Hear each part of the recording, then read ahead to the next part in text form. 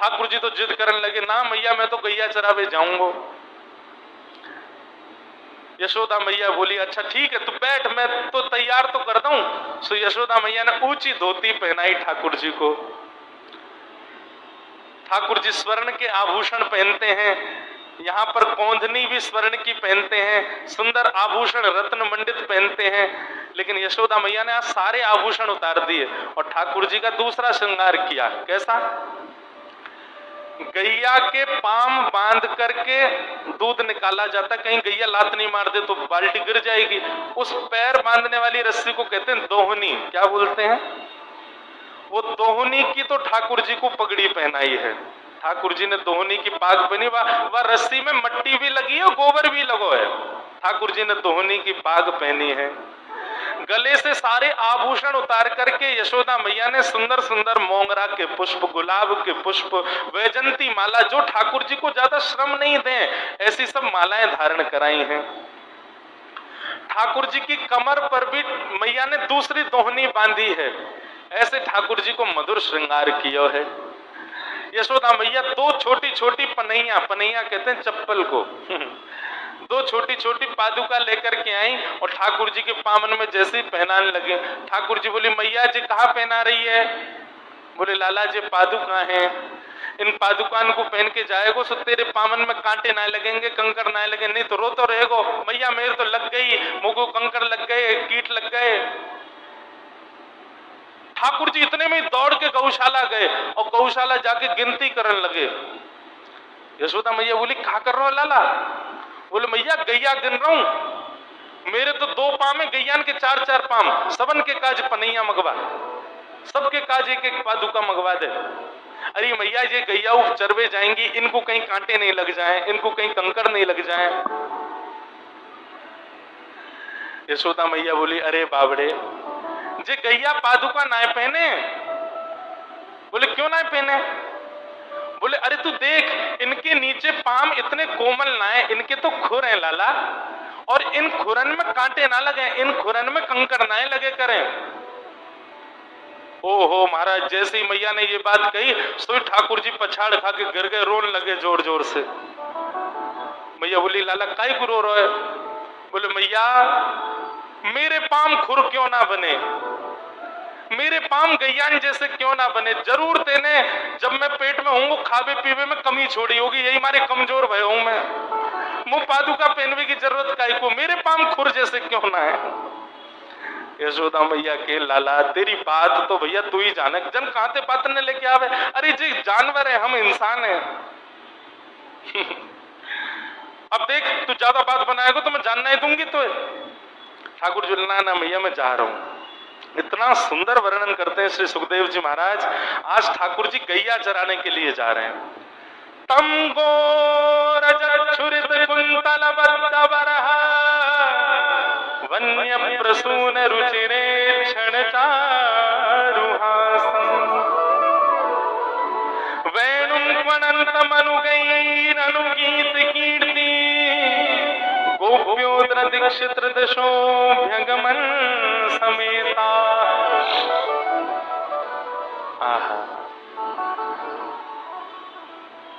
आगे गाय, पाछे गाय, इत गाय, उत गाय, गोविंद को गायन में बस वो ही भावे। बहुत सुंदर पद है। अब मेरे को तो इतने सारे भाव आ रहे हैं कि मैं मधुराष्टकम गा दूं, कि शीत स्वामी जी का पद गा दूं, कि कौन सा भाव सुनाऊं। यहाँ पर इतने सुंदर ठाकुर जी लग रहे हैं। मधुराष्टकम गाते हैं। श्री वल्लभाचार्य जी महाराज वर्णन कर रहे हैं, कैसे हैं ठाकुर जी। अधरम मधुरम वदनम मधुरम, अधरम मधुरम वदनम मधुरम, मधुराधिपतेरखिलम मधुरम, मधुराधिपतेरखिलम मधुरम। बहुत ध्यान से सुनिएगा, ये मधुराष्टकम है। श्रीमद् वल्लभाचार्य जी महाराज कहते हैं, संसार के हर सुंदर व्यक्ति में कमी दिखाई दे सकती है, लेकिन हमारे श्याम सुंदर के एक एक रोम में भी आप सुंदरता का दर्शन कर लोगे। उनका कुछ भी अमधुर नहीं है, सब मधुर है। अब यहाँ जो शब्द के साथ मधुर शब्द का प्रयोग हो, उस शब्द को सुनिएगा। अधरम मधुरम मतलब ठाकुर जी का मुख मधुर। अधरम मधुरम, वदनम मधुरम, नयनम मधुरम, हसितम मधुरम, हृदयम मधुरम, गमनम मधुरम, मधुराधिपते अखिलम मधुरम। सब लोग मेरे साथ गाओ। अधरम मधुरम, वदनम मधुरम, अधरम मधुरम, वदनम मधुरम, नयनम मधुरम, हसितम मधुरम, नयनम मधुरम, हसितम मधुरम, हृदयम मधुरम, गमनम मधुरम, हृदयम मधुरम, गमनम मधुरम, मधुराधिपते अखिलम मधुरम, मधुराधिपते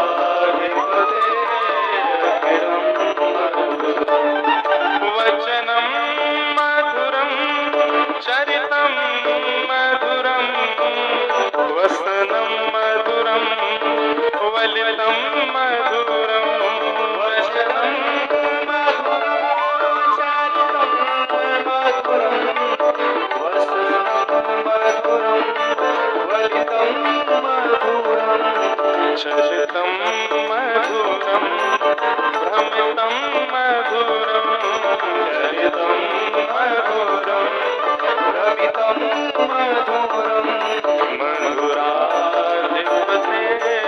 अखिलम मधुरम, मधुराधिपते अखिलम मधुरम, वदनम मधुरम, अधरम मधुरम, वदनम मधुरम, मधुराधिपते अखिलम मधुरम, मधुराधिपते। श्री राधा रमण लाल की। करताल बजा के गाओ।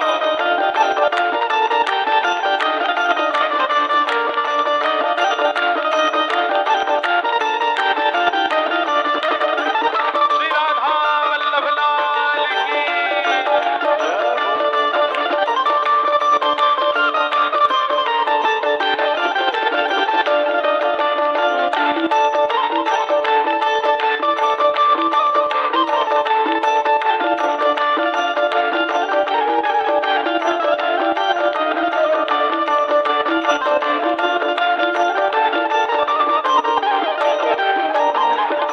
वेणु मधुरो रेणु मधुर, पाणिर्मधुरो पादौ मधुरो, वेणुर्मधुरो रेणुर्मधुर, पाणिर्मधुरो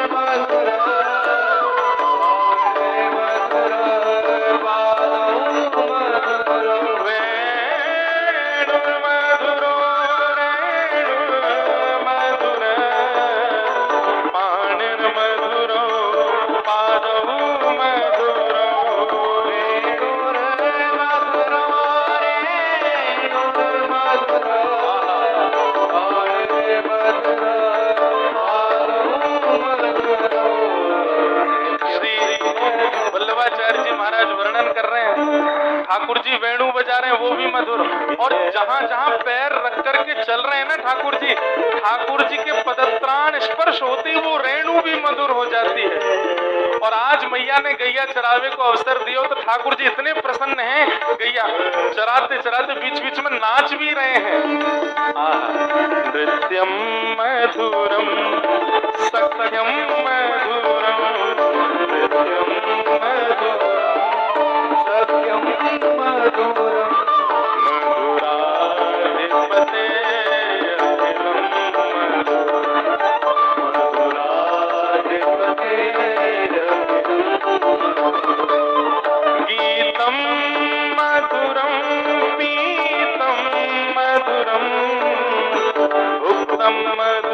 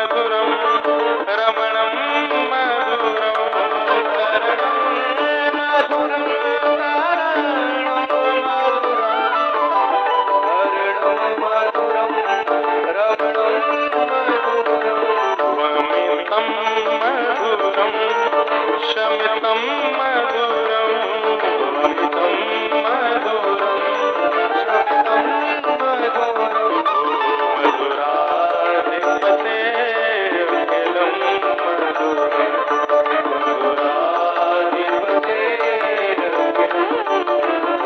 हे गुंजा मधुरा माला मधुरा, इनको गुंजा कहते हैं। गुंजा मधुरा माला मधुरा यमुना मधुरा बीबी मधुरा गुंजा मधुरा मधुरा यमुना मधुरा बीबी मधुरा सलिलम मधुरम कमलम मधुरम सलिलम मधुरम कमलम मधुरम हे मधुराधिपते अखिलम मधुरम मधुराधिपते अखिलम वदनम मधुरम वदनम मधुरम वदनम मधुरम वदनम मधुरम हे मधुराधिपते अखिलम मधुरम मधुराधिपते अखिलम। श्री गोवर्धन नाथ की जय।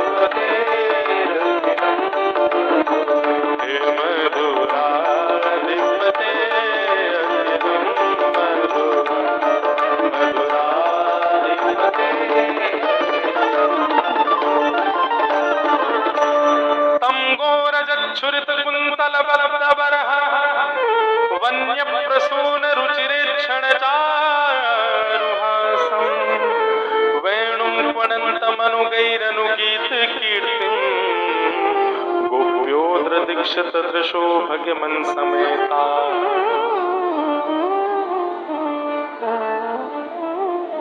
गैयाओं ने ठाकुर जी को घेर लिया और जैसे ही ठाकुर जी को घेरा, आकाश में सूर्य ने गैयाओं के मन का भाव समझ लिया, तो सूर्य थोड़े से और तपीले हो गए, नहीं थोड़े और गर्म हो गए। सोई ठाकुर जी के अंग पर प्रश्वेत के बिंदु प्रकट हो गए। ठाकुर जी को पसीना आने लगा और जैसे प्रश्वेत बिंदु प्रकट हुआ, गैया जोर जोर से उछलने लगी और उन सब गायों की रज सिर से लेकर के पैर तक ठाकुर जी को सना दिया। जैसे ही ठाकुर जी गैयाओं के झुंड से बाहर आए, सुंदर सुंदर पत्रावलियों से ठाकुर जी का श्रृंगार हो गया। मधुर श्रृंगार ठाकुर जी के मुखमंडल पर। ठाकुर जी को सबसे ज्यादा प्रिय श्रृंगार है पत्रावली का।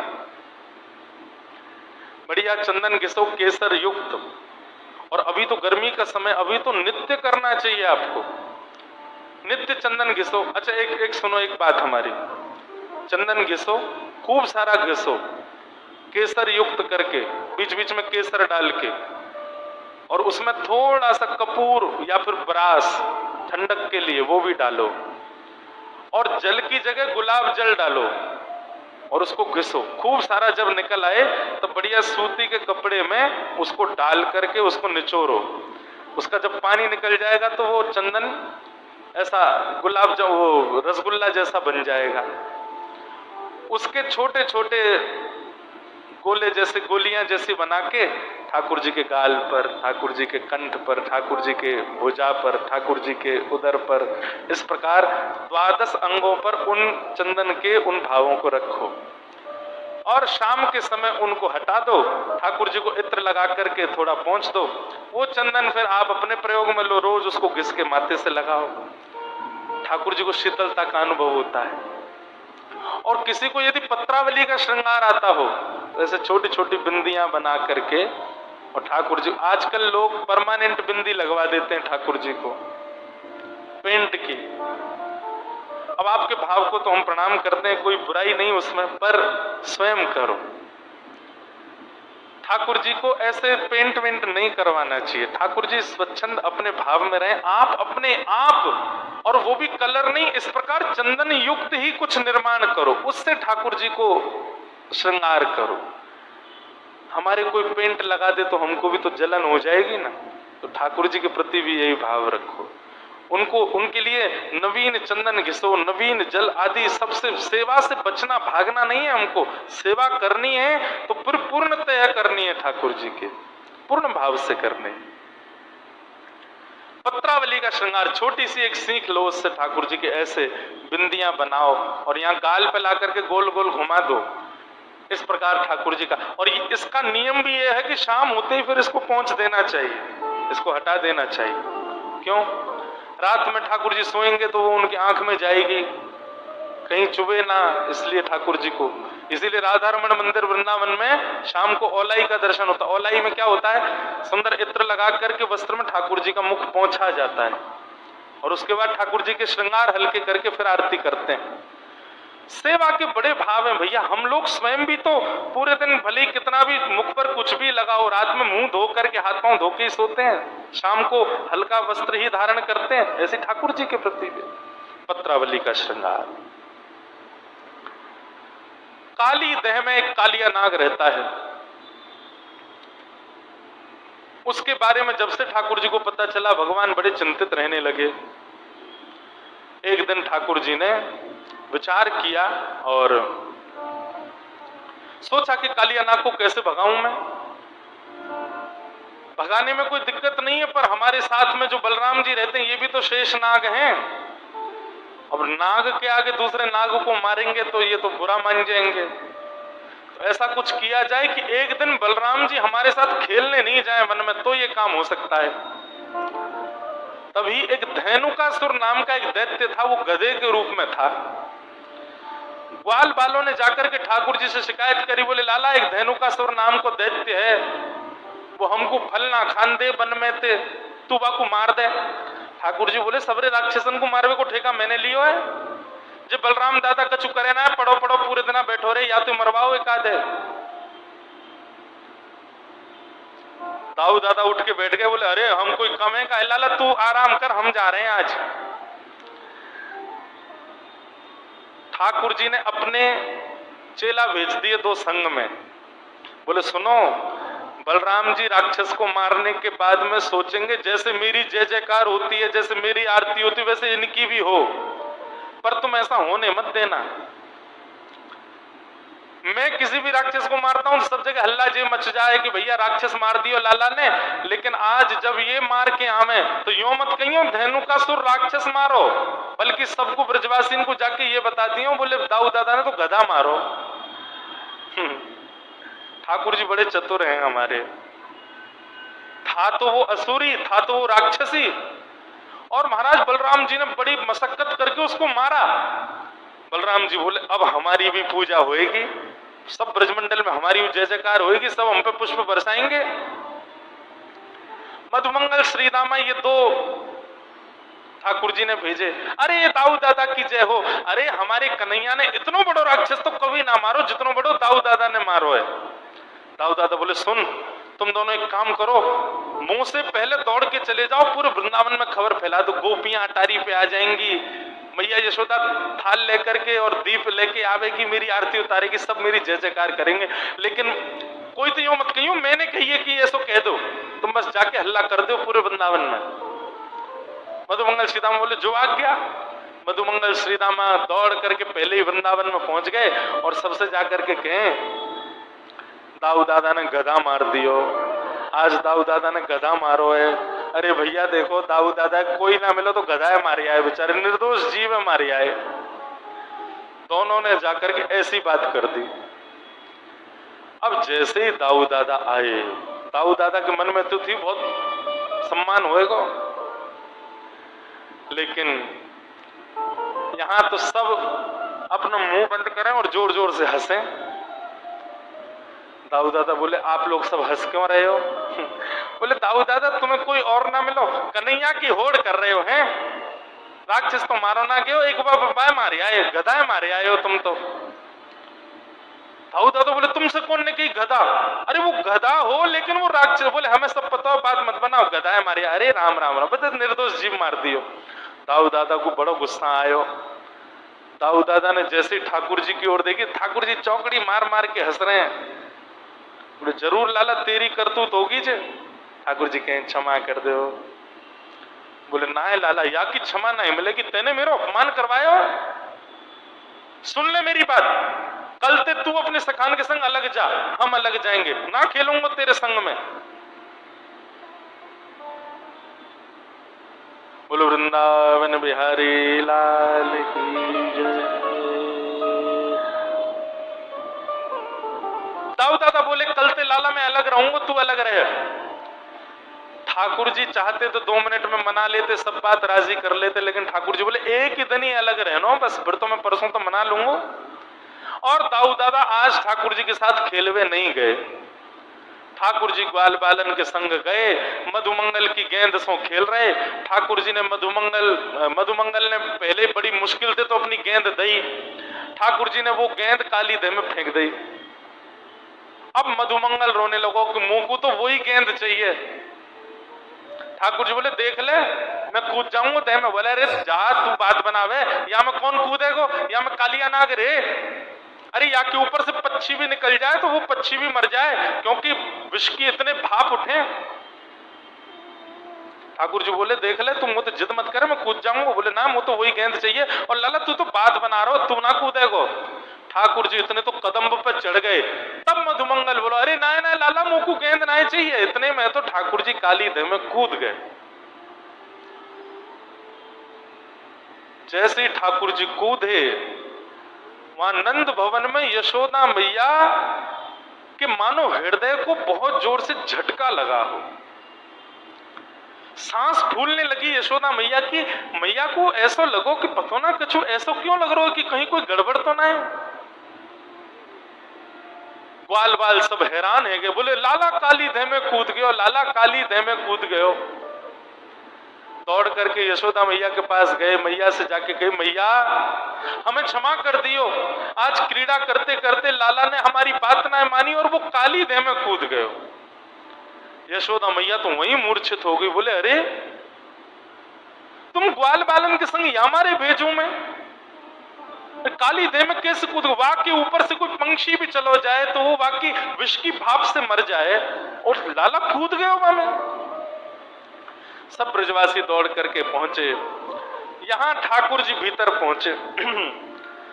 भीतर जैसे ही गए, नाग पत्नियों ने ठाकुर जी को देख लिया।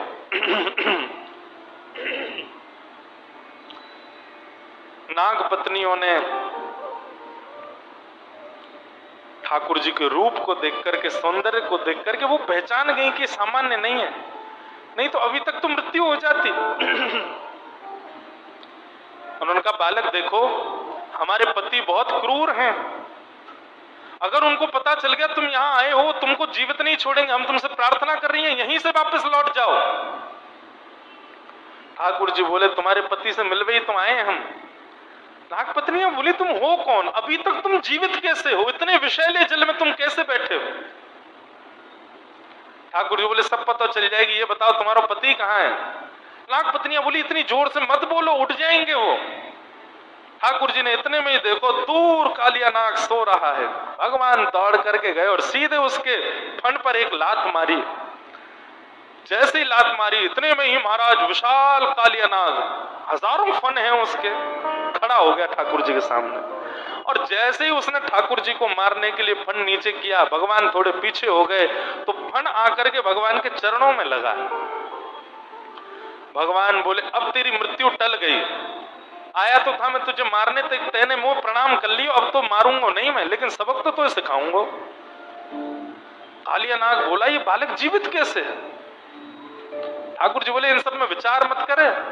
तुरंत ठाकुर जी कालिया नाग के फण के ऊपर चढ़ गए, और जिस फण को वो निकालता है भगवान को डसने के लिए, ठाकुर जी उसी फण पर अपना चरण रखते हैं। इतनी द्रुत गति से भगवान कालिया नाग के सिर पर कूद रहे हैं, यहां से वहां। आकाश में खड़े देवता जब इस लीला का दर्शन करते हैं, उनको लगता है ठाकुर जी नृत्य कर रहे हैं। इंद्र ने मृदंग उठा लिया, ब्रह्मा जी कांसा बजाने लगे, नारद जी वीणा बजाने लगे, सरस्वती आलाप देने लगी, तांडव नृत्य ठाकुर जी कर रहे हैं, और आकाश में देवता गंधर्व बन करके गीत गा रहे हैं। ऐसा सुंदर रूप ठाकुर जी ने पूंछ पकड़ ली कालिया नाग की, और इतनी द्रुत गति से कालिया नाग के फण पर नृत्य कर रहे हैं ठाकुर जी। एक एक फण से रक्त निकलने लगा कालिया नाग की, लेकिन कालिया नाग अपना स्वभाव नहीं छोड़ रहा है, भगवान को फिर भी डसने का प्रयास करता है। तब सामने नाग पत्नियां आकर के हाथ जोड़ के खड़ी हो जाती है, और तब नाग पत्नियों ने यहां पर स्तुति गाई। मुझे जो याद है, लगभग मैं 7 वर्ष बाद इस प्रसंग को कह रहा हूं आज। बहुत सुंदर प्रसंग है।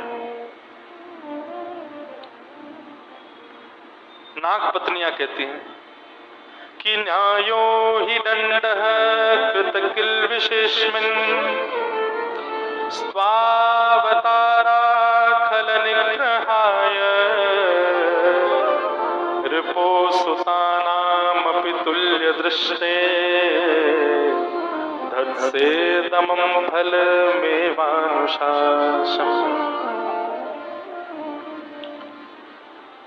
हे नाथ, निश्चित ही हमारे पति ने कोई पुण्य किया होगा। क्यों? क्योंकि आपके चरण कमल किसी को सामान्यतः प्राप्त नहीं होते। भगवान के अनावृत चरणों का स्पर्श सबको प्राप्त नहीं हुआ, पर धन्य है हमारे पति कालिया नाग कि उन्होंने निश्चित ही कोई पुण्य किया होगा, जो आपके चरण कमल उनके सिर पर विराजमान हो गए। हे नाथ, आप हमारे पति को मुक्त कर दीजिए। भगवान बोले, क्यों मुक्त कर दूं? एक कारण बता दो कि मैं इसको मुक्त कर दूं। तब यहां पर नाग पत्नियों ने कितनी चतुर बात कही। बोले कि भगवान, व्यक्ति की मृत्यु काम, क्रोध, लोभ, ईर्षा, द्वेष, अभिनिवेश, अहंता, ममता, चिंता आदि आदि विषयों में पढ़ करके होती है। और जब व्यक्ति मर जाता है तो सब चर्चा करते हैं, अरे वो क्यों मर गया? अरे क्या उसके सिर पे तो काम मंडरा रहा था।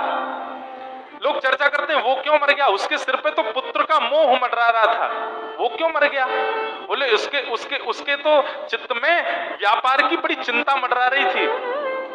कल को लोग पूछेंगे कालिया नाग कैसे मर गया, तो सब कहेंगे उसके सिर पर कृष्ण मंडरा रहे थे।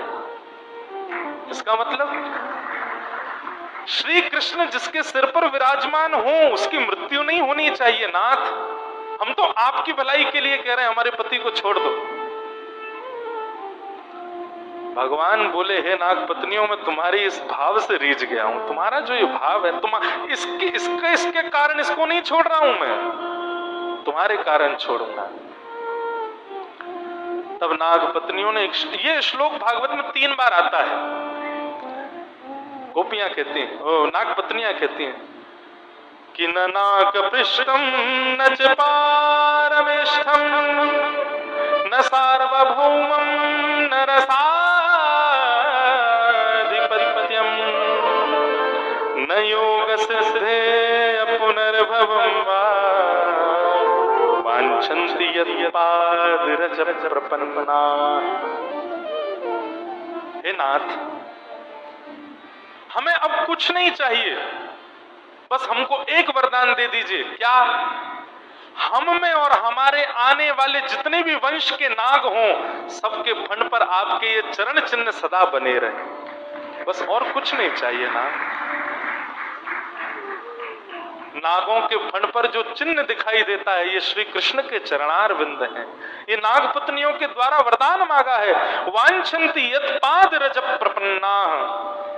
हे ठाकुर जी, आपके केवल चरण चिन्ह हमारे सिर पर सदा के लिए अंकित हो जाएं, हमें और कुछ नहीं चाहिए। भगवान उन नाग पत्नियों से इतने प्रसन्न हो गए। बंधुओं, एक बात मैं कहूं, आपत्तिकालीन गृहिणी परीक्षा, व्यक्ति के जीवन में आपत्ति काल जब आता है तब उसकी पत्नी ही उसको बचा सकती है। वो व्यक्ति हार जाएगा, वो व्यक्ति निश्चित है फेल हो जाएगा जिस व्यक्ति की पत्नी ने उसके अंतिम समय में या फिर उसके कठिन समय में उसका साथ नहीं दिया।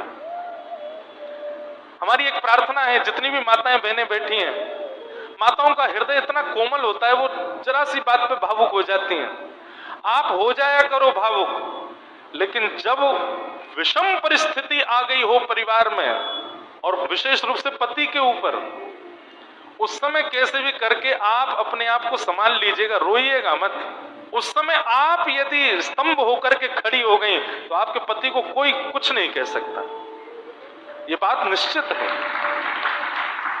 भगवान इस बात को कहते हैं यहां पर, बोले कालिया नाग की सामर्थ्य नहीं कि वो मेरे हाथ से बच जाए, केवल आप लोगों की वजह से बच रहा है। तो भगवान कहते हैं आपत्तिकालीन गृहिणी परीक्षा, व्यक्ति के विषम परिस्थिति में उसकी गृहिणी का तप ही उसको बचाएगा, उसकी पत्नी का बल ही उसको बचाएगा। इसलिए परिवार में कभी विषम परिस्थिति आए, पति के ऊपर विषम परिस्थिति आए, उस काल में, उस समय पर गृहिणी बस अपने आंसुओं को सुखा दे, उस समय रोए ना, उस समय विचलित होए ना, उस समय खड़ी हो जाए एक स्तंभ के भांति, एक पत्थर के भांति, और उस समय बुद्धि विवेक का ध्यान रखे। उसके पति को कोई भी हरा नहीं पाएगा उस समय पर।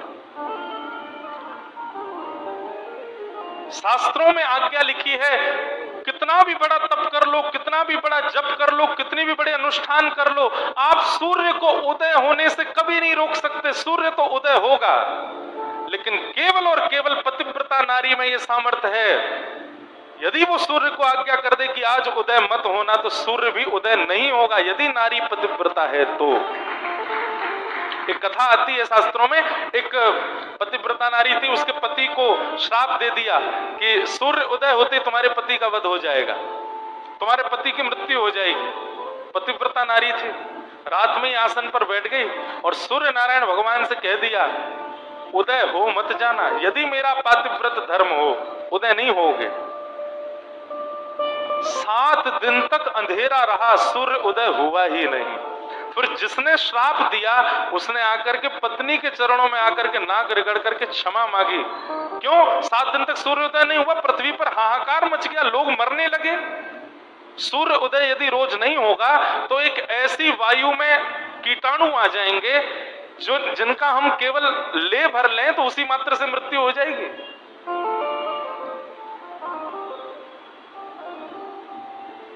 जाकर के पतिव्रता नारी के चरणों में कहा और कहा कि अपना श्राप वापस लो पहले कि मेरे पति मरेंगे सूर्योदय होते। उसने अपना श्राप वापस लिया, तब पतिव्रता नारी ने आज्ञा की सूर्यदेव आप उदित हो जाओ, तब सूर्योदय हुए। किसी भी जब तब तपस्या में इतनी सामर्थ्य नहीं वो सूर्य को रोक सके, केवल पतिव्रता नारी में ये सामर्थ्य है। हम लोग इसको वो समझते ही नहीं। आज मुझे कोई व्यक्ति कह रहा था, महाराज जी आप थोड़ा इस बात पर प्रकाश डालो।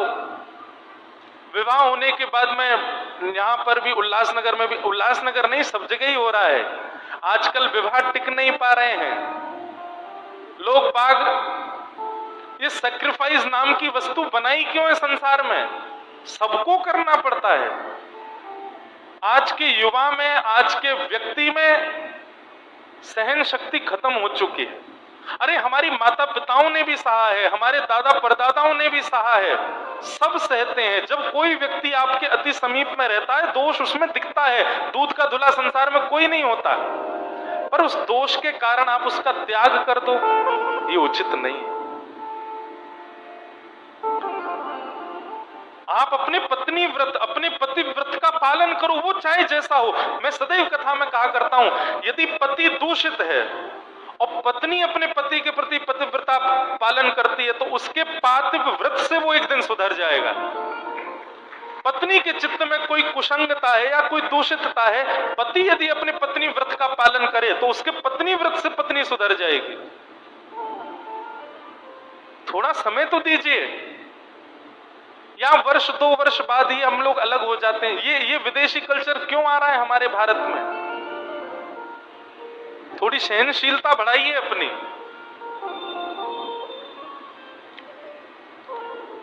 और माफ कीजिएगा, जो पत्नी व्रत और जो पतिव्रत, इन 2 बातों का पालन करता है, वो व्यक्ति नाम जप नहीं करे, वो व्यक्ति तपस्या ना करे, वो व्यक्ति व्रत ना करे, उसको तप जप और व्रत करने वाले से ज्यादा पुण्य प्राप्त होगा जो पत्नी व्रत और पतिव्रत का पालन करता है। पत्नी व्रत पतिव्रत क्या है, ज्यादा इसकी व्याख्या की आवश्यकता नहीं। केवल विवाह के पश्चात जो मेरे पति हैं, ये जैसे हैं, जो भी हैं, कहीं कुछ भी हैं, मेरे हैं बस। इसके अतिरिक्त मेरा भाव कहीं और जा नहीं सकता। और अगर ये दूषित भी हैं तो मेरा कर्तव्य है इनको सही करना। यही है पत्नी व्रत पतिव्रत। भगवान ने स्पष्ट कर दिया, बोले हे नाग पत्नियों, तुम्हारे पति में तो इतना बल नहीं कि वो मेरे हाथ से बच के भाग सके, लेकिन तुम्हारे पातिव्रत धर्म की वजह से मैं इसको मुक्त करता हूं। कालिया नाग को भगवान ने आज्ञा कर दी, बोले शुक्र मनाओ, तुम्हारी पत्नियां अच्छी हैं इसलिए तुम बच गए हो। तुम्हें मृत्यु तो नहीं दे रहा हूं, लेकिन जाओ यमुना जी छोड़ करके चले जाओ।